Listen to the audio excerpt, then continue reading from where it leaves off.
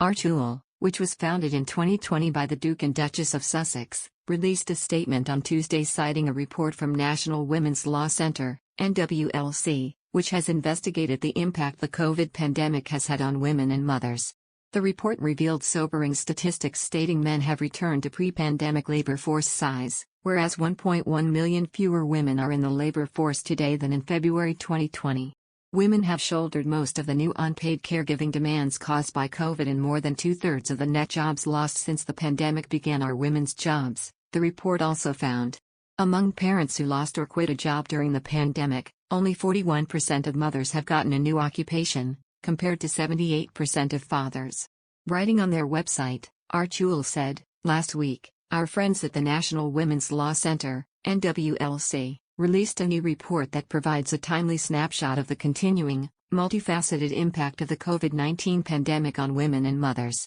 They added, "If, like us, you are compelled by these findings to help improve the issues it brings to light, we encourage you to visit our action page. There, you'll find ideas for meaningful ways to show up for women in your own communities and around the world." NWLC thanked the Sussexes, who have been avid supporters of women's rights since launching, for sharing their findings. The US-based nonprofit organization wrote on Twitter to their 83,000 followers, "Thank you to our friends at Archewell Foundation for not only sharing our new report but also for their work centering meaningful ways to improve the lives of women and families." People rushed to social media to comment on Meghan and Harry's move to raise awareness to the situation. One user, Erik, tweeted, "I'm proud that Meghan is continuing to consistently uplift women and vulnerable communities with her sustainable philanthropic work through Archewell. Giving so many practical suggestions of how to support women during the pandemic will help so many thrive in the long run." Another user, Marie, added, "Very good." Meanwhile, another Twitter user commented, "It's sad how women have to deal with the brunt of all of this." A fourth applauded the Sussexes and simply wrote, "Wonderful." One more user, Angie, wrote to their Twitter followers, "I love the consistency of team #Archewell and Prince Harry and Meghan Markle." However, some social media users were less than impressed with the collaboration. One user, Evans, wrote, "Y'all really desperate for attention and coverage, right? What a sad tale." While another, PJ, commented, "More lip service, bunch of crap." Nora said, "I'm with the commenters who see this as more self-aggrandizing by the Sussex duo. They never actually do anything useful. They draw attention to themselves by seeking praise for minuscule effort."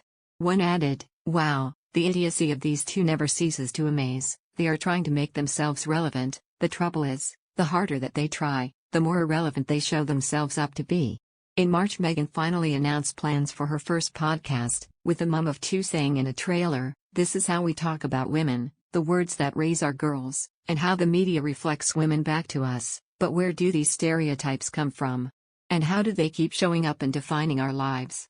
Meghan continues, "This is Archetypes, the podcast where we dissect, explore and subvert the labels that try to hold women back. I'll have conversations with women who know all too well how these typecasts shape our narratives. And I'll talk to historians to understand how we even got here in the first place." Recently, Meghan Markle has filed to trademark the word archetypes, after announcing it was to be the title of her debut Spotify podcast. The 40-year-old Duchess of Sussex made the application at the United States Patent and Trademark Office in March. If approved, it would ban anyone else from using the word, which first entered into the English language in the 1540s. It would also mean Meghan and Prince Harry's production company, Archewell Audio, owns the trademark rather than Spotify, who paid the couple a rumored $31 million to produce podcast content for their platform.